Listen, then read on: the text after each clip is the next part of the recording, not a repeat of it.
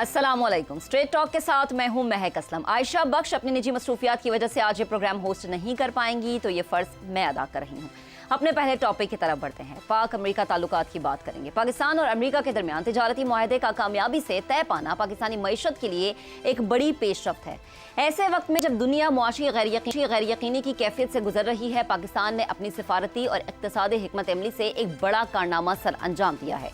इस मुआहदे से सिर्फ तिजारत नहीं बल्कि पाकिस्तान की आलमी सतह पर साख और एतमाद की बहाली भी वाज़ेह होती है। वज़ीर ख़जाना सेनेटर मोहम्मद औरंगज़ेब ने अमरीकी वज़ीर तिजारत हॉवर्ड लोटिंग और तिजारती नुमाइंदे जेमिसन ग्रेट से मुलाकात की है। इस मुलाकात में सेक्रेटरी कॉमर्स जवाद पॉल और अमरीका में पाकिस्तान के सफ़ीर रिजवान सईद शेख की मौजूदगी भी अहमियत की हामिल रही है, जिन्होंने मुआहदे के नुकात को मरबूत और मजबूत अंदाज में पेश किया है। मुआहदे का ऐलान खुद अमरीकी सदर डोनाल्ड ट्रंप ने अपनी सोशल मीडिया पोस्ट के जरिए किया है। ये ऐलान इस हकीकत का अकास है कि अब अमरीका भी पाकिस्तान की इक़्तिसादी अहमियत को तस्लीम कर रहा है। मुआहदे में पाकिस्तानी मसनूआत पर अमरीकी टैरिफ में कमी, तवानाई, मादनियात, IT और क्रिप्टो करेंसी जैसी जदीद शोबों में ताउन और सरमायाकारी के नए दरवाजे खोलने का इंदिया दिया गया है। दोनों ममालिक पाकिस्तान में तेल के ज़खायर की तरक्की के लिए भी मुश्तरका तौर पर काम करेंगे। सदर ट्रंप की पोस्ट में सबसे दिलचस्प बात वो तंज था जो उन्होंने भारत पर किया। लिखा कि कौन जानता है, शायद एक दिन पाकिस्तान भारत को तेल बेच रहा हो। ये जुमला पाकिस्तान की आलमी सियासत में पाकिस्तान के उभरते हुए किरदार का भी आईनादार है। वज़ीर आज़म शहबाज शरीफ ने पाकिस्तान और अमरीका के दरमियान तय पाने वाले तिजारती मुआहदे पर अमरीकी सदर डोनाल्ड ट्रंप का खुसूसी शुक्रिया अदा किया है।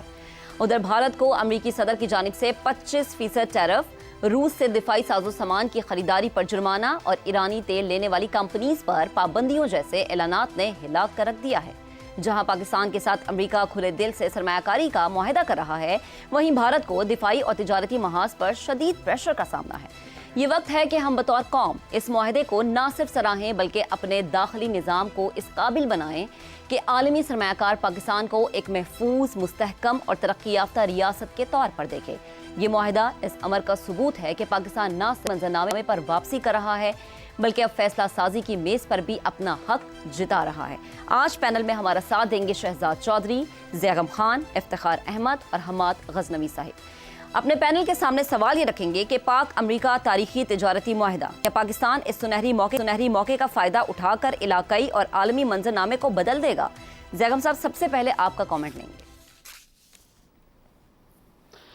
महक, बहुत अच्छी बात है कि आप इस ट्रेड डील के बाद फूले नहीं समा रही, लेकिन मेरा ख्याल है आप डब्बे में 2 लड्डू कम कर लें। अच्छा। आलमी मंजरनामा नहीं बदलने वाला, लेकिन पाकिस्तान के लिए एक बहुत ही अच्छी खबर है जी। अच्छी खबर क्यों है? देखिए, अच्छी खबर इसलिए है कि पाकिस्तान 100 रुपए का माल बेचता है और 200 का माल खरीदता है। इसको कहते हैं तिजारती खसारा। एक ऐसा मुल्क जो 100 का माल बेचे और 200 का माल खरीदे, उसके लिए वो 100 रुपए कितने अहम हैं जो वहाँ माल बेचता है। और जो हम 100 रुपए का माल बेचते हैं उसमें 20 रुपए का माल हम अमेरिका को बेचते हैं। हाँ। जो हम $5 कमाते हैं अपना माल बेच के, उसमें से $1 अमेरिका का होता है।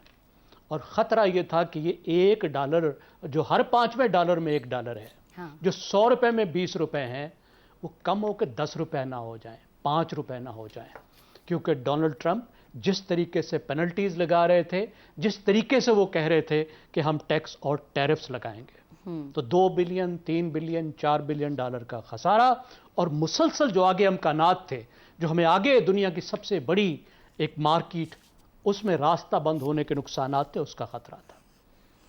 तो 3 हमारे अहम फायदे इससे हुए हैं। पहला फायदा ये हुआ है कि हमारी सबसे बड़ी एक्सपोर्ट मार्केट हमारे लिए महफूज हो गई है। हम कंपेटिटिव हो गए हैं, हम वहां दुनिया का मुकाबला उस मार्केट के अंदर कर सकते हैं, हम अपनी एक्सपोर्ट्स बढ़ा सकते हैं। लेकिन ये काफ़ी नहीं है, हमें घर को सुधारना होगा। अमेरिका को हमारी एक्सपोर्ट्स 2022 के बाद कम हुई हैं, 7 बिलियन से 5.5 में आई हैं। दूसरी बात कि हमारी एक स्ट्रेटेजिक पार्टनरशिप बहुत मुद्दत के बाद उभरती नजर आई है। पाकिस्तान का अमेरिका से ताल्लुक ट्रांजैक्शनल हो गया था, सिर्फ लेन देन, तुम ये करो तो हम ये कर देंगे। लेकिन अभी हमें लग रहा है कि एक स्ट्रेटेजिक हमारी एक ताल्लुकात जो मईशत में उभर रही है।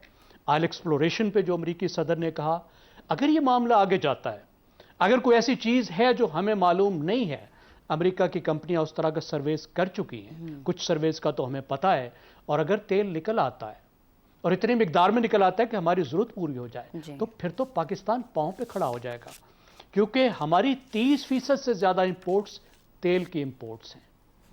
अगर वहां खाली हमारी वो इंपोर्ट्स ही खत्म हो जाती हैं, तो पाकिस्तान का तो जो करंट अकाउंट डेफिसिट है, जो डॉलर की कमी है, वो पूरी हो जाएगी। और फिर तीसरी बात क्या है कि अमेरिका के साथ इकोनॉमिक कोलैबोरेशन, पाकिस्तान जैसा एक छोटा सा मुल्क, छोटी मईशत, और दुनिया की सबसे बड़ी मईशत खुद कह रही है और उस बात को इतनी अहमियत दे रही है कि पाकिस्तान के साथ एक हम इकोनॉमिक कोलैबोरेशन करेंगे, और इतने मुख्तलिफ शोबों में, तवानाई में, माइनिंग में, क्रिप्टो में, आईटी में, क्रिटिकल मिनरल्स में। ये तो बहुत ही अच्छी खबर है। क्रिप्टो में थोड़ा सा क्रिप्टो वो करेंसी है जिसके बारे में पूरी दुनिया में ये कहा जाता है कि ये बड़ी मुश्किल है और बड़ी तेजी से ये दुनिया को बदल देगी, उसमें पाकिस्तान को ऑफर करना, ये भी एक बहुत बड़ी बात है। जी बिल्कुल, आप ठीक कह रही हैं, बिल्कुल ठीक कह रही हैं। और एक देखिए कि ये best of both the world's है पाकिस्तान में। क्यों? कि एक तरफ पाकिस्तान चीन का आयरन बिरादर है, जिसके साथ अमेरिका का इतना बड़ा झगड़ा है। हम साउथ के अलायंस का एक पक्का हिस्सा है, इसमें कोई शक नहीं है। साउथ वाले इस बात को मुकम्मल तस्लीम करते हैं कि भारत की तरह हम दो कश्तियों में नहीं है, हम साउथ के इमर्जिंग अलायंस का एक हिस्सा हैं। और उसके साथ फिर अमेरिका के साथ इतने अच्छे ताल्लुकात, ये पाकिस्तान की डिप्लोमेसी की, माशी डिप्लोमेसी की बहुत बड़ी जीत है। जी, बड़ा गोल्डन चांस है जैगम साहब हमारे पास, और इसको अवेल करना और अच्छे तरीके से अवेल करना। जी, मुझे 1 मिनट दीजिए। जी प्लीज। जी बिल्कुल, मैं इसी बात को ही कहने लगा था कि इसको हम अवेल कैसे करते हैं, इस पर बिल्ड कैसे करते हैं, घर की मईशत कैसे बेहतर करते हैं, अपनी हम प्रोडक्टिविटी कैसे बढ़ाते हैं, और इसका मैक्सिमम फायदा कैसे उठाते हैं, ये आगे आने वाला ठीक है। ठीक है, इफ्तिखार साहब आपकी तरफ आते हैं। अमेरिका के साथ नई मुआशी शराकत दारी, क्या पाकिस्तान इसे नेमत बनाएगा या फिर हम ये देखेंगे कि रिवायत के मुताबिक गवा देगा? देखिए, मेरा ख्याल है कि पाकिस्तान के बारे में यूनाइटेड स्टेट्स ने जो जियोलॉजिकल सर्वे किया हुआ है, और ये 3 साल पहले उन्होंने सर्वे किया, तो वो उस नतीजे पे पहुंचे कि हमारा जो इंडस का लोअर बेसन है इंडस में, और वहाँ पे 164 मिलियन बैरल ऐसा ऑयल है जो हमने अभी तक उसको फायदा नहीं उठाया। और उन्होंने कहा कि कीरथर में, जैकबाबाद में, ग्रोसम्बर में और ज्योरिस्क में जो चीज़ उन्होंने देखी है अपने सर्वे में, ऐसे तो वो उन्होंने एक दावत ही कबूल कर ली ना, वो इतनी जल्दी दावत कबूल करते हैं ना दावत देते हैं। उन्होंने इस बात को सामने रख के फैसला किया है, और मैं समझता हूँ ये जो फिक्र आपने कहा कि ट्रम्प कहता है कि मुमकिन है ऐसा वक्त भी आ जाए कि हिंदुस्तान को पाकिस्तान से तेल लेना पड़े। तो इसका मतलब है कि कोई बहुत बड़ा जो हमारा ज़ख़ीरा है इसकी बात हो रही है। और समुंदर के किनारे के हवाले से काफ़ी दफ़ा हमारे हुक्मरानों ने भी बात की, लेकिन अमली तौर पे कुछ नहीं हुआ। लेकिन अब मैं इस पे मुतमिन हूँ, ये बात यूनाइटेड स्टेट्स ऑफ अमेरिका के सदर ने की है और एक ख़ास बात की है, और साफ ज़ाहिर है कि वो ऐसी बातें बग़ैर तैयारी के नहीं करते। तो बहुत अच्छी बात है। अगर हमारा तेल का मसला हल होता है और हम इतना जो पैसा खर्चते हैं, और जैसा जैगम कह रहा था कि 30% हमें फ़र्क पड़ता है, तो हमें तो एक नई ज़िंदगी मिल सकती है। और उस वक़्त जबकि हम बहुत बुरी तरीके से इक़्तिसादी सूरत हाल में फंसे हुए हैं, और कभी भी ये पता नहीं लगता कि आज हम किधर चले जाएंगे और सुबह उठते वक्त हमारी मार्केट कहाँ खड़ी होगी। ये मैं समझता हूँ this is the best offer, और इस ऑफर ने एक साबित किया है। और ये आपको मुबारक मैं बात देना चाहता हूँ मैं उस फौज को, उन फजाइया के जेट उड़ाने वालों को, उन बहरिया में काम करने वालों को, जिन्होंने साबित किया कि इस खिते में हम एक बहुत ताकतवर मुल्क के तौर पे मौजूद हैं। इतना तरने वाला नहीं जितना हमें कहा जाता था और हिंदुस्तान ये समझा जाता था इफ्तिखार साहब। लेकिन ये मौका तो आ गया ना हमारे पास कि अमेरिका हम पे एतबार कर रहा है, एतमाद कर रहा है। इसको अवेल कैसे करना है, क्या क्या करना है हमें? بالکل اویل اس لیے کر رہے ہیں کہ ہم اپنے حالات کو بہتر کریں، اچھا اپنے ملک کے اندر جو یہ غیر یقینی صورتحال ہے اس کو کم کریں، ایک دوسرے کا احترام کریں، اور جو اپنا سسٹم ہے، نظام ہے، جو پارلیمانی نظام ہے، جی اس کو چلانے کی کوشش بھرپور کریں صحیح اور آگے کو بڑھیں. کیونکہ دیکھیں نا، میں تو آئی ڈونٹ نو آئی ایم رائٹ اور رانگ، زیغم کو بہتر پتا ہوگا because he is expert on these thing, جی کہ جی 164 ملین بیرلز تک اگر ہماری رسائی ہو سکتی ہے جی تو پھر تو واقعی یہاں پہ تبدیلی کا عمل ہوگا. صحیح. ہم تو شاید اس کا فائدہ نہیں اٹھا سکے، میں اور بیگم، لیکن لیکن آپ اگر کی اگر نسل اگر جو ہے فائدہ اس اٹھا کا لیں گے فائدہ تو میں اٹھا یہی کہنے سکتی ہے. لگی تھی آنے والی نسلیں جو ہیں وہ خوش ہو جائیں گی اور قرضوں سے ان کو نجات مل جائے گی. شہزاد صاحب آپ کی طرف آتا ہے پاک امریکہ تجارتی معاہدہ، کہ دنیا پاکستان کو محض ایک ترقی پذیر ملک کے طور پر نہیں بلکہ اب ایک مضبوط کھلاڑی کے طور پہ دیکھے گی کہ ہم مضبوط معاشی کھلاڑی بن چکے ہیں؟ ہاں، آپ نے وہ ٹرمپ کی ٹویٹ کی بات کی، میرے خیال میں اس میں جو سب سے سیٹسفائنگ اور تسلی بخش جو چیز ہمیں لگی پاکستانی ہونے کے ناطے، وہ یہ تھا کہ بھارت کو اس نے خوب دھول چٹائی اس اپنے ٹویٹ کے ہاں اندر. یہ ایک پہلو ہے. دوسرا پہلو وہ جس کا آپ نے ذکر کیا کہ پاکستان اس سے فائدہ کیسے حاصل کر سکتا ہے، یا یہ کہ امریکہ کا پاکستان کے ساتھ ملنے سے علاقائی اور عالمی جو نقشہ ہے وہ کیسے بدل سکتا ہے. یہ جو امریکہ نے پاکستان کے ساتھ ایک معاملہ کیا ہے، امریکہ خود سے ابھی تک ایران کو نہیں بدل سکا، روس یوکرین کو نہیں بدل سکا، اسرائیل غزہ کو نہیں بدل سکا بذات خود اتنی بڑی طاقت ہوتے ہوئے. تو وہ میرے خیال میں اتنی بڑی توقع کرنا امریکہ سے تھوڑی سی زیادتی ہوگی. بہت زیادہ مشکلات ہیں، دنیا بہت کمپلیکس ہو چکی ہوئی ہے، اور صرف امریکہ کے زوم پہ نہ ہم یہ توقع کر سکتے ہیں کہ ہم بدلنے کے لیے تیار ہو جائیں گے، اور نہ امریکہ خود آج تک ان چیزوں کو بدل سکا. دوسری بات، ہم نے سی پیک سے کتنی دنیا بدلی ہے، یا اپنے آپ کو کتنا بدلا ہے.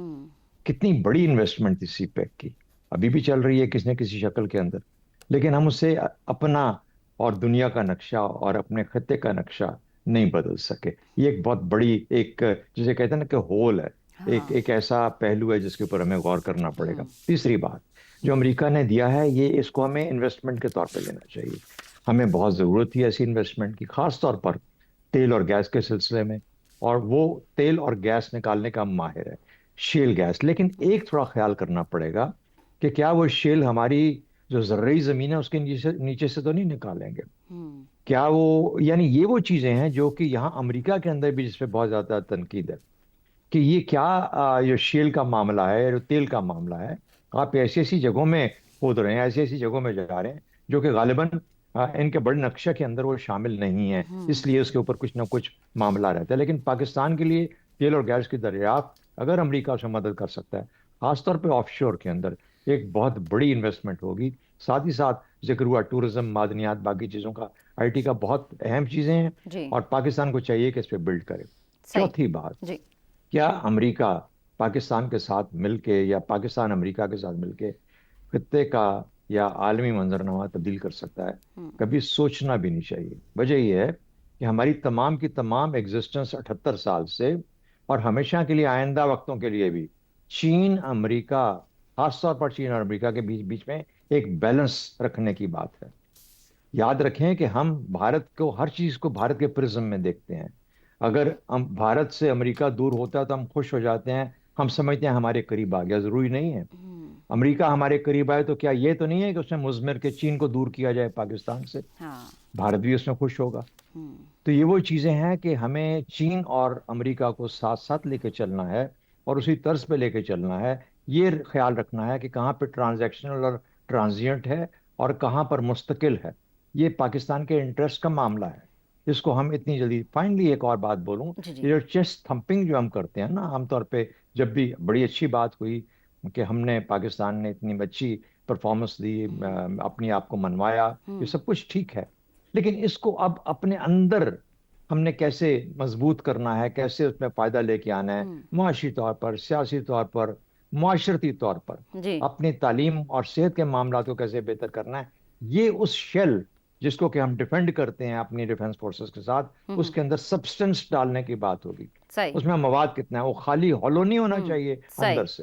یہ وہ خطرہ ہے جو کہ پاکستان کو، ورنہ ہم باہر سے تو اپنے آپ کو ڈیفینڈ کر لیتے ہیں شیل کو، جی جی شیل بچا جاتا ہے، اندر خالی ہوتا ہے. خدا نخواستہ انٹرنل یعنی انٹرنل ہمیں چیزیں مضبوط کرنی ضروری ہے، کریک ہونے کا چانس ہو جاتا ہے. مجھے بات کرنے دیجئے کیجئے. تو کریک ہونے کا اس میں خطرہ ہو جاتا ہے. اس لیے اس طرف دھیان کرنا چاہیے بجائے اس کے کہ ہم چیسٹ تھمپنگ کریں، اور کبھی بھی صرف بھارت کے پرزم میں مت دیکھا کریں چیزوں کو. ہمیں ہر معاملے کے اندر اپنے انٹرسٹ کو سپریم اور مفادات کو سپریم رکھنا چاہیے. ٹھیک ہے شہزاد صاحب، آپ کا کامنٹ آ گیا. ہمارے صاحب آپ کی طرف آتے ہیں. بھارت پہ امریکہ کی طرف سے جرمانہ اور پاکستان کے ساتھ تجارتی معاہدہ، کیا ہم سمجھے کہ ٹرمپ صاحب اپنی پالیسیز کو بدل رہے ہیں؟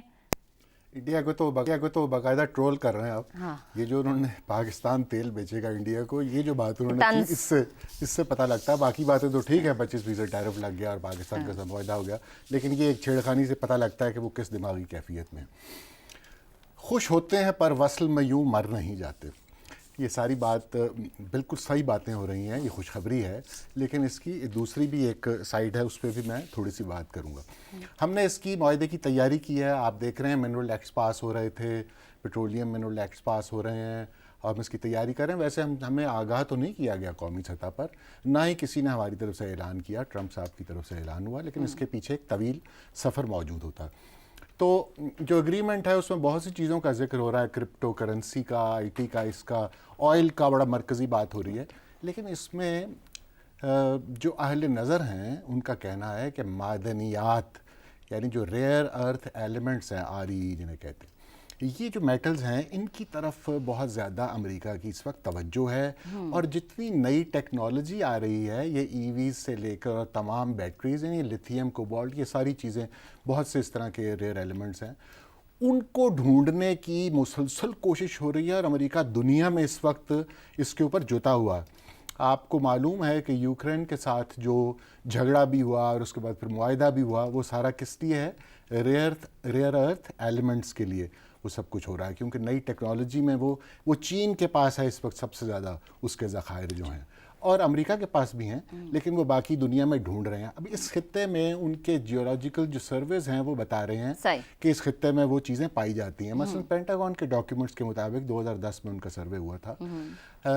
ہلمن جو افغانستان میں $1 ٹریلین کے وہ کہتے ہیں کہ یہ لتھیم اور دوسرے جو یہ چیزیں ہیں پائی جاتی ہیں. اس لیے وہاں پر امن میں دلچسپی بھی ہے، پوری دنیا کی، چین کی بھی ہے. یعنی ان معدنیات کے اوپر تمام جو انٹرنیشنل بڑی طاقتیں ہیں، پلیئرز ہیں، ان کی نظر ہے. تو پاکستان میں بھی یہ معاملہ ہم دیکھ رہے ہیں، جس کو یعنی وہ پینٹاگن ڈاکیومنٹس کے حوالے سے مجھے خیال آ گیا، ایک فقرہ انہوں نے استعمال کیا ہوا کہ Saudi Arab, it is Saudi Arab of lithium, یہ انہوں نے فقرہ اس میں استعمال کیا ہوا ہے. ایسے جب کنکلوڈ کرتے ہیں، ڈرلنگ کا فائدہ ہمیں ہونا چاہیے. ہم تو یہ چاہتے ہیں، اتنا مہنگا کام ہے، ہم تو کر نہیں سکتے، تو انٹرنیشنل آرگنائزیشنز ہی آتی ہیں اور ادارے آتے ہیں، ملک آتے ہیں، تو ہم یہ کرنا تو چاہیے. لیکن ہم نے جو انٹرنیشنلی دیکھا ہے وہ کوئی اتنا اچھے تجربات لوگوں کو ہوئے نہیں. یعنی افریقہ میں بھی ہم دیکھتے ہیں اور بھی ممالک میں دیکھا ہم نے. تو ہمیں اس کو انشور کرنا چاہیے کہ ہمیں اس کا فائدہ ہو، ہمارے لوگوں کو فائدہ ہو، مقامی سطح پہ فائدہ ہو. اور اس ساری بات میں آخری بس میں جان کی امان پاؤں تو عرض کروں، اس میں ایک آئین کی ہماری کچھ کہہ رہا ہے، 172 اس کا آرٹیکل ہے، وہ بتاتا ہے کہ یہ کام کس طرح کرنا ہے. جب آپ نے یہ چیز لیز کرنی ہے، آکشن کرنی ہے، جو بھی آپ کرتے ہیں، ساری اس کی تفصیل ہے اس میں کہ ہمیں وہ کام کس طرح کرنا ہے. وہ 50% صوبے کا ملکیت ہوتی ہے وہ چیز. تو ان ساری باتوں کو مد نظر رکھ کر اپنے عوام کی دلچسپی اور ان کے انٹرسٹ میں ہمیں تمام اپنے فیصلے کرنے چاہیے. ٹھیک ہے. یعنی اگر یہ تجارتی معاہدہ ہوئی، اپنے انٹرسٹ کو ان کے سامنے رکھنا چاہیے. اب ذرا آگے بڑھتے ہیں. ایک اور اہم ٹاپک کا آج ہم ذکر کریں گے. آج 9 مئی کے واقعات میں ملوث مزید ملزمان کو سزائیں سناتی گئی ہیں. القادر ٹرسٹ کیس میں عمران خان کی اسلام آباد ہائی کورٹ کے احاطے سے گرفتاری کے بعد PTI کی طرف سے ملک گیر احتجاج کیا گیا تھا.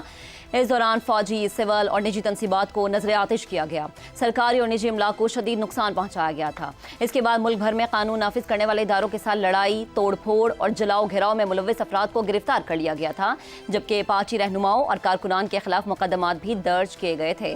فیصل آباد کی انسداد دہشت گردی عدالت کا فیصلہ اس پیغام کا حامل ہے کہ اگر جرم ہوگا تو قانون خاموش نہیں رہے گا، چاہے ملزم کوئی بھی ہو. عدالت نے 9 مئی کے حساس مقدمات میں 108 ملزمان کو سزا سنا کر ثابت کر دیا ہے کہ ریاستی اداروں پر حملہ محض سیاسی احتجاج نہیں بلکہ ناقابل معافی جرم ہے. سزا پانے والوں میں نمایاں نام عمر ایوب، शिबली फराज, जरताज गुल और साहिबजादा हामिद रजा शामिल हैं। एक मुलजिम जुनैद अफजल शाही को 3 साल कैद की सजा सुनाई गई है, जबकि फवाद चौधरी, सियाल कास्त्रो और जैन कुरैशी को बरी कर दिया गया है, जिससे ये तासुर तकवीत पकड़ता है कि अदालत ने शवाहिद की बुनियाद पर हर मुलजिम को अलग अलग परखा है। चंद रोज कबल लाहौर की इंसदादे दहशतगर्दी अदालत ने डॉक्टर यास्मिन राशिद, मियां महमूद रशीद और अहमद चट्ठा समेत कई रहनुमाओं को भी 10-10 साल की सजा थी। इस पर हम बात करेंगे अपने पैनल से, सवाल अपने पैनल के सामने रखेंगे। ब्रेक के बाद साथ रहिएगा। Welcome back. ब्रेक पर जाने से पहले सानह 9 मई के हवाले से हमने बात की थी और इसी पर सवाल अपने पैनल के सामने हमें रखेंगे कि 9 मई मुकदमात में मजीद सजाएं। क्या सानह 9 मई अब अपने मंतकी अंजाम की तरफ बढ़ने लगा है? इफ्तिखार साहब, सबसे पहले आपका कमेंट लेते हैं। हाँ जी, बिल्कुल साफ नजर आ रहा है कि सुप्रीम कोर्ट ने जब फैसला किया कि आप इसको एक खास मुद्दत के दौरान इन तमाम मुकदमात को ख़त्म करें, तो उसके बाद आप देख रहे हैं कि फैसले हो रहे हैं। और सरगोदा का फैसला हुआ, फैसलाबाद का फैसला हुआ, लाहौर के फैसले हुए, और ये जो फैसले हो रहे हैं इसमें लोगों को सजाएं भी हो रही हैं, लोग बरी भी हो रहे हैं। ऐसा वाक़या जो हुआ पाकिस्तान में इससे पहले कभी भी नहीं हुआ। तो ये हैरानगी भी हो रही है कि इतनी ज़्यादा लोगों को सजाएं क्यों दी जा रही हैं। तो इतने बड़े वाक़े में यही होना था। ये लगा बात है कि अब हमारे सेनेट में अपोजिशन लीडर भी फारिग और हमारी कौमी असम्बली के लीडर उमर अयूब भी फारिग, पंजाब असम्बली के लीडर मलक अहमद भच्चर भी फारिग। तो इनके पास मौका है कि ये अपील में जाएं और साबित करें कि जो प्रोसिक्यूशन ने इन पर मुकदमात बनाए हैं वो गलत हैं, और जो गवाहियाँ दी गई हैं, जो सबूत दिए गए हैं, वो मुनासिब नहीं है। मुमकिन है इनको अपना रिलीफ मिल जाए। कुछ लोगों को सजाएं कम भी हुई हैं और उस पर भी हैरानगी का इजहार किया जा रहा है, लेकिन उस पर जवाब ये पेश किया जा रहा है कि वो उस तरह शामिल नहीं थे। जी, अब अगला सवाल है कि क्या कोई आईनी बुरहान पैदा होने वाला है? इसके बाद मैं नहीं मानता कोई आईनी बुरहान पैदा होगा। अलबत्ता एक चीज़ है कि उमर अयूब को बुलाया था चीफ जस्टिस साहब ने जुम्मे को मुलाकात के लिए, उन्होंने ख़त लिखा था। अब देखना ये है कि उमर अयूब जो वांटेड हैं, क्या एक वांटेड आदमी जाके चीफ जस्टिस ऑफ पाकिस्तान से मुलाकात कर सकता है या नहीं कर सकता। ये एक मेरे लिए नई इंटरेस्टिंग स्टोरी होगी जुम्मे वाले दिन। देखते हैं क्या होता है। सही है, ठीक है। शहजाद साहब, आपकी तरफ आते हैं। 9 मई के मुकदमात पर अदालत की तरफ से जो फैसला सुनाया गया है, दिया गया है, इसके सियासी असरात क्या होंगे? देखिए, एक अंग्रेजी की टर्म है मेथड इन द मैडनेस। तो मुझे नहीं मालूम कि मेथड ज़्यादा मजबूत है या मैडनेस ज़्यादा मजबूत है। मैं असल में ये टर्म मेरे दिमाग में आई है जब इफ्तिखार साहब ने जिक्र किया कि सेनेट का भी leader of the opposition jail में चला गया या उसको सजा हो गई जी, और हाउस में भी, नेशनल असेंबली में भी और पंजाब असेंबली में भी। तो ये थोड़ा सा ज़रा उस वजह से मेरे दिमाग में ये ख्याल आया। ये मैंने लिखा उस वक्त, method in the madness, I don't know what is it. लेकिन क्या ये बादी नज़र में तो लगता है कि मामलात जैसे कि अपने उस रास्ते पे, उस प्रोसेस में से गुजर रहे हैं। गो उस पर भी सवालात हैं कि हमारे यहाँ कितना फ्री है, प्रोसिक्यूशन कैसी है, प्रोसिक्यूशन कमज़ोर होने के बावजूद जिसका हम हर वक्त रोना रोते हैं, सज़ाएं हो जाती हैं। ये सब कुछ अपने तौर पे एक हमारे इंसाफ के निज़ाम पे सवालिया निशान ज़रूर छोड़ता है। जब आप मंतकी अंजाम की बात करते हैं ना, मंतकी अंजाम, क्योंकि मुझे पता है कि आपका मकसद सियासी होता है, लेकिन चंबा मुझे ये होता है कि, और खौफ भी आता है कि हम कौन होते हैं मंतकी अंजाम का फैसला करने वाले। हमें तो किसी भी किस्म का मंतकी अंजाम का नहीं पता, अपना नहीं पता, किसी और काम क्या बताएंगे। प्रिडिक्ट कर सकते हैं चीज़ों को, मुश्किल वक्त है पीटीआई के लिए, उनको गुजारना पड़ेगा वक्त, चाहे वो जेल में गुजारें या। और दूसरी बात, ये मंतकी अंजाम क्या हो सकता है जिसका जिक्र आप कर रहे हैं, इमरान खान को सजा, यही मंतकी अंजाम सियासी तौर पर अगर हम इसका मतलब निकालें तो वो तो ऑलरेडी जेल में है। 10 साल की सजा होगी उसको या 14 हो जाएगी, तो 2 साल 3 साल, 2 साल गुजार चुका। अब मेरा हाल है 5 अगस्त को 2 साल हो जाएंगे, उसके बाद फिर 12 रह जाएंगे करने वाले, या 14 और हो जाएंगे, या 7 हो जाएंगे, या 8 दे देंगे। लेकिन कौन कब तक है, यानी इसी मुल्क में, सियासी निज़ाम में नवाज शरीफ साहब के ऊपर क्या क्या चीज़ें नहीं गुजरी, या जरदारी, आसिफ अली जरदारी साहब पे क्या क्या चीज़ें नहीं गुजरी। आज एक सदर हैं, एक वजीर आजम के भाई हैं, اور مین سٹے ہیں اس پاکستانی پولیٹیکل نظام کے. بالکل. تو بڑا مشکل ہوتا ہے منطق اور منطقی انجام، منطق اور انجام صحیح ہے. ان دونوں کو آپس میں ملا کے ایک منطقی انجام بنانا. میرا خیال ہے اس سے ہمیں بھی تھوڑا درگزر کرنا چاہیے، ہاتھ ہولہ رکھنا چاہیے، اور یہ دیکھیں کہ یہ جو وقت ملا ہے امریکہ کے ساتھ اچھے تعلقات کا، وہ جو سپیس کریٹ ہوئی ہے آپ کی اچھی پرفارمنس کا، اس کو ہم اپنے اندر، ملک کے اندر اپنی بہتری کے لیے، ایک لوگوں کے اندر ایک ٹھہراؤ رکھنے کے لیے، سیاسی نظام میں ٹھہراؤ پیدا کرنے کے لیے، معیشت کو ایک موقع دینے کے لیے کیسے بہتر طور پہ استعمال کر سکتے ہیں. صحیح. ورنہ طاقت تو ریاست کی اتنی زیادہ ہے کہ وہ جب چاہے جس کے خلاف چاہے بس آسانی سے استعمال کر سکتی ہے. اس میں تو کوئی کسی کو شک نہیں ہونا چاہیے. لیکن کیا یہ وقت ہے؟ ایک اور فائنل بات کہہ دوں، ڈاکٹر یاسمین راشد صاحبہ کے ساتھ جو ہو رہا ہے، میرا خیال ہے اس کے اوپر تھوڑا سا سوچنا پڑے گا اس نظام کو، کہ یار اگر ہمیں کوئی نہ کوئی کریڈیبلٹی کہیں رکھنی ہے اس نظام کی بھی، انصاف کے نظام کی بھی، طریقہ کار کی بھی، پروسیس کی بھی، تو ڈاکٹر یاسمین راشد کے بارے میں ذرا دوبارہ سوچئے. صحیح. زیادتی کی بھی ایک حد ہونی چاہیے. صحیح. ٹھیک ہے شہزاد صاحب، ایک اور چیز میں آپ سے پوچھنا چاہوں گی یہ جو مقدمات میں عدالت کی طرف سے فیصلے سنائے گئے ہیں، اس میں ہم یہ کہہ سکتے ہیں کہ ایک خاص ہی پیٹرن کے تحت فیصلے آ رہے ہیں؟ پیٹرن کے تحت آ رہے ہیں. دیکھیے پاکستان کی ہر سیاست ایسی ہوتی ہے نا. عمران خان آئے تھے تو کیا بولا تھا؟ میں سب کو جیل میں ڈال دوں گا، میں سب کو لٹکا دوں گا، میں یوں کر دوں گا. آج خود جیل میں بیٹھے ہیں. تو اب میرا خیال ہے کہ کہیں نہ کہیں پہ ہمیں تھوڑا سا ذرا، اگر آپ پریڈکٹیبلٹی کے پوائنٹ آف ویو سے بات کرتے ہو تو پریڈکٹیبل تو بہت زیادہ ہے. سسٹینیبل ہے یا نہیں، یہ بڑا سوال ہوتا ہے. لوگوں کی نظر میں سسٹینیبل ہے یا نہیں، لوگوں کے دل کیا کہتے ہیں. یعنی ہم جو بات سننے دیکھنے والے ہیں، یعنی ہم تو باتیں کہانیاں بنا کے پیش کرتے رہیں گے، نیریٹیوز کو بلڈ کرنے کی کوشش کرتے ہیں، لیکن دلوں کو بدلنا جو ہے بہت مشکل کام ہوتا ہے. میرا خیال ہے کہ پاکستان اس وقت اس مخمصے میں پھنس چکا ہے کہ لوگوں کو کیسے یقین دلایا جائے کہ جو ہم کر رہے ہیں یہ بالکل صحیح اور انصاف کے مطابق کر رہے ہیں. صحیح ہے. ٹھیک ہے. بلکہ اب تو بہت ساری جگہوں سے یہ بھی تو واضح آ رہی ہے نا کہ جو سزائیں ہوئی ہیں وہ سلیکٹیو کو ہوئی ہیں، کیونکہ کچھ لوگوں تو سزا ہوئی نہیں ہے. ابھی ایک بریک لیتے ہیں، بریک کے بعد دوبارہ حاضر ہوں گے، ہمارے ساتھ رہیے گا. Welcome back. زیغم صاحب آپ کی طرف آتے ہیں. فواد چودھری، زین قریشی کو بری کیا گیا، جبکہ عمر ایوب اور شبلی فاس کو سزا سنائی گئی. کیا کہیں گے آپ؟ کیا یہ اتفاق ہے یا پھر سیاسی اشارہ ہے کوئی؟ میں کہ آپ کیا سمجھتی ہیں کہ سسٹم اتفاقات پہ چلتا ہے؟ میں تو آپ کی رائے جاننا چاہتا ہوں. پلاننگ پر چلتا ہے، سسٹم سوچ سمجھ کے چلتا ہے. آپ یہ دیکھیے کہ جب ان لوگوں کو زندان کا دروغہ بلا رہا تھا کہ بچوں آ جاؤ 10-10 سال کے لیے، تو ان کے ساتھی جو ان سے زیادہ شرارتی تھے، جنہوں نے پریس کانفرنسیں کی تھی، وہ گھر میں اے سی لگا کر، ٹی وی لگا کر دیکھ رہے تھے کہ کیا ہو رہا ہے. انہیں زندان کے دروغے نے نہیں بلایا. تو یہ فواد صاحب اور زین قریشی صاحب کا جو سوال ہے، یہ تو آپ نے ٹائیگرز والا سوال کیا ہے کہ جو اندر ہے وہ وفادار ہے، جو باہر ہے وہ غدار ہے. تو یا تو لندن، نیو یارک بھاگ جاؤ تم وفادار ہو، یا پھر اڈیالہ چلے جاؤ پھر تم وفادار ہو. درمیانی جگہ پہ کوئی وفاداری نہیں ہے. اب شاہ محمود قریشی بیچارہ کتنی وفاداری نبھائے. اس عمر میں وہ 2 سال سے جیل میں ہے، اور اس کے بیٹے زین قریشی کو کوئلوں پہ گھسیٹا جا رہا ہے کہ تم غدار ہو کیونکہ تم اڈیالہ میں نہیں ہو. میرے خیال میں یہ تھوڑا انفیئر ہے. سیاسی مقدمات پاکستان میں متنازع ہوتے ہیں بدقسمتی سے. 9 مئی کا سنگین واقعہ تھا.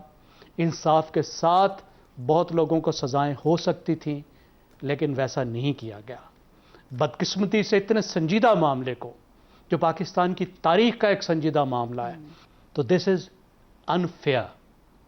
پی ٹی آئی کو خود میرا خیال ہے اس کے پاس بھی طریقے موجود تھے، بہتر طریقے موجود تھے اس مسئلے سے باہر نکلنے کے. جس طرح علی امین گنڈاپور نے کہا تھا کہ غلطی ہو گئی، معاف کر دیں، آگے بڑھیں. لیکن بجائے اس کے کہ پی ٹی آئی اس سنگینی کا احساس کرتی کہ کتنا بڑا واقعہ ہوا ہے، اور یہ ریشور کرنے کی کوشش کرتی کہ پارٹی کی پلاننگ نہیں تھی، یہ لوگ وہاں پہ گئے اور آؤٹ آف کنٹرول ہو گئے. لیکن اس نے جو بیانیہ بنایا، میرے خیال ہے وہ 9 مئی سے بھی زیادہ خطرناک ثابت ہوا. کیا فوج پہ الزام لگا رہے ہیں کہ فوج اپنے اوپر حملہ کر رہی ہے، اپنے ٹریننگ سینٹرز پر، اپنے سینئر موسٹ آفیسرز، جرنیلوں کے گھروں کو فوج خود جلا رہی ہے. آئی ایس آئی کے آفیسز کو جلایا جا رہا ہے، اور ایئر فورس کے بیسیز پر حملے کیے جا رہے ہیں، اور یہ کام فوج کر رہی ہے. کیا آپ تصور کر سکتے ہیں کہ دنیا میں کہیں ایسا ہو سکتا ہے کیا اس کے بعد فوج برقرار رہ سکتی ہے, سیاست برقرار رہ سکتی ہے؟ اس طرح کا نیریٹو, اور پھر اس نیریٹو پر آپ ڈٹ گئے تو اس سے وہ تنازعہ پیدا ہوا جو حل ہونے کا نام نہیں لے رہا. تو پی ٹی آئی کو اس وقت بھی سوچنا چاہیے کہ کیسے اس سے پیچھے آئے. لیکن زیغم صاحب, قطع کلامی کی معذرت, وہ تو ابھی بھی ان سزاؤں کے بعد بھی بیرسٹر گوہر خان کا بیان یہ ہے کہ اب بھی ان کا یہی کہنا ہے کہ سسٹم کو لپیٹا جا رہا ہے, لپیٹنے کی کوشش کی جا رہی ہے, ہم ان فیصلوں کو نہیں مانتے. دیکھیں, ان کے بہت سے شکوے بجا ہیں. جس طریقے سے یہ فیصلے ہوئے ان پر بہت سے سوالات موجود ہیں. میں اس پہ بات نہیں کر رہا, میں اس پہ بات کر رہا ہوں کہ وہ جس طرح 9 مئی کے بیانیے پہ ڈٹے ہوئے ہیں وہ ایک بہت خطرناک بات ہے. میرا خیال ہے ابھی جو سزائیں ہوئی ہیں اعلیٰ عدالتیں آگے چل کر اس کو ریویو کریں گی اور اس کو انصاف دیں گی. لیکن پی ٹی آئی اس بات پہ ریویو کرے کہ وہ جس طرح کا بیانیہ بنا رہی ہے کیا اس کے ساتھ معاملات حل کی طرف جا سکتے ہیں. صحیح ہے, میرے خیال ہے نہیں جا سکتے. ٹھیک ہے, ٹھیک ہے. حماد صاحب آپ کی طرف آتے ہیں, کیا واقعی دباؤ سے آزاد ہو کر فیصلے سنائے جا رہے ہیں یا پس پردہ کچھ اور ہی چل رہا ہے؟ یہ تو ہماری ایک تاریخ موجود ہے, اس پر بات بھی ہو گئی. میں چاہتا ہوں کہ 9 مئی جس کے سلسلے میں یہ سزائیں دی جا رہی ہیں اس پہ ذرا 2-4 فکرے بولے جائیں کہ 9 مئی تھا کیا. 9 مئی ایک منظم چیز تھی, 9 مئی ایک انتہائی خطرناک چیز تھی, ایک انپریسیڈنٹڈ واقعہ تھا. وہ ہماری تاریخ جو ہے وہ خالی ہے اس طرح کے واقعے سے. یہ ایک انوکھی بات ہوئی. آپ فرض تو کیجئے کہ ذرا وہ کامیاب ہو جاتا تو آپ ریاست کی کیا شکل بنتی. ریاست کا تانا بانا ادھیڑ دیا جاتا. وہ ساتھ یہ ایک تماشا سڑک پر ہو رہا تھا اور ایک ادارے کے اندر نقب لگانے کی کوشش ہو رہی تھی, یعنی شام لیبیا بنا دیا جائے, یعنی چین آف کمانڈ توڑنے کی کوشش ہو رہی تھی. یہ ایک ایسا گناہ ہے, اس کی کوئی معافی نہیں ہونی چاہیے. یہ سچی بات ہے کہ یہ ہماری تاریخ میں ایسا کبھی نہیں ہوا. یہ دوسری سیاسی جماعتیں ہیں, ان کو بھی مقتدر سے بڑی شکایتیں رہی ہیں, بڑے بڑے واقعات ہوئے ہیں اور لیڈر پھانسیاں بھی چڑھ گئے ہیں. لیکن یہ جو بات ہے نا, یہ ایک عجیب و غریب حرکت. لیکن حماد صاحب ایک چیز اور بھی تو ہمیں یاد رکھنی ہے نا, جنہوں نے پریس کانفرنس کی ان کو تو بری کر دیا گیا. یہ آپ کی ریاست کے ایک تماشے ہیں, ہم سب اس سے آگاہ ہیں. میں تو آپ کو مرکزی نقطے پر لا رہا ہوں کہ وہ تھا کیا, ہوا کیا اس دن. اور پھر وہ ایک سفر تھا جو بڑھتے بڑھتے 9 مئی تک پہنچا تھا. ابھی بادی النظر کی بات ہوئی نا, تو بادی النظر میں یہ تھا کہ وہ ہم سوشل میڈیا پر دیکھ رہے تھے, آڈیو سن رہے تھے, جشن منائے جا رہے تھے کہ ہم نے وہ یادگار اڑا دی, ہم GHQ میں گھس گئے اور یہ ہو گیا. ویڈیوز دیکھ رہے تھے ہم, وہ نظر تو آ رہا تھا. تو اس کے بعد جو تحقیقات ہوئیں اور جو عدالتوں نے فیصلے دیے وہ بات کی بات ہے, میں تو اس کے اندر موجود نہیں. لیکن ہم نے جو دیکھا منظر, وہ منظر یہی تھا. ہم خود وہ کہہ رہے تھے کہ بھئی دیکھیے مجھے تو رینجرز نے پکڑا ہے اس طرح, تو احتجاج اب کیا تھانے کے باہر کریں ہم, یہ مجھے پکڑا جائے گا تو دوبارہ یہی ہوگا. یہ ہم نے تو سنی نا باتیں. اور پھر اس کے بعد فالس فلیگ, وہ بھی ایک حماقت ہے جس کا بھی ذکر زیغم صاحب نے کیا بھی. تو یہ ساری بات, یہ ایک عجیب و غریب گناہ تھا. اور جو منطقی انجام ہم بار بار کہہ رہے ہیں نا, اس کا مفہوم میری نظر میں فقط ایک ہے, it shall never happen again. یہ اس کا منطقی انجام ہونا چاہیے. Whatever the state needs to do for that, we must do that. وہ ایک ایسی چیز ہے جس کا ہم دوبارہ کبھی رسک ملک نہیں لے سکتا. اور یہ دوسری جو بات ہے کہ سزائیں ہو گئیں, اپوزیشن ساری آپ نے معطل کر دی, تو اب اس کو عدالتیں موجود ہیں, ڈویژنل بینچ ہائی کورٹ میں جائے گی یہ چیز. جائیں وہاں پر, اپیل کریں اور توقع رکھیں کہ کبھی نہ کبھی حالات جو ہیں وہ ایسے ہوں گے کہ ان کی نظر میں جو انصاف ہے وہ انہیں ملے. یہ تو کہا بھی ہے نا بیرسٹر گوہر نے کہ ہم ان کو چیلنج کریں گے. جی, اور آخری بات یہ کر دوں کہ یہ بھی سننے میں آ رہا ہے کہ یہ ایک کلاس کے تحت انہیں ڈی سیٹ بھی کیا جا سکتا ہے. میرا خیال ہے یہ ذرا ایک افراد و تفرید کا شکار ہو جائیں گے. ایسا اس میں بھی بہت سی عدالتیں باقی ہیں, آپ کس طرح انہیں ڈی سیٹ کرنا چاہتے ہیں. ٹھیک ہے, یعنی بڑے قانونی راستے پھر ان کے پاس بچتے ہیں. پی ٹی آئی والوں کو سزائیں ملی ہیں. چلے جی, پروگرام کا وقت ختم ہوا ہے. اپنے پینل سے اجازت لیں گے, آپ کو خدا حافظ کہیں گے. اپنا بہت سا خیال رکھیے گا, ہمیں دعاؤں میں یاد رکھیے گا. اللہ حافظ.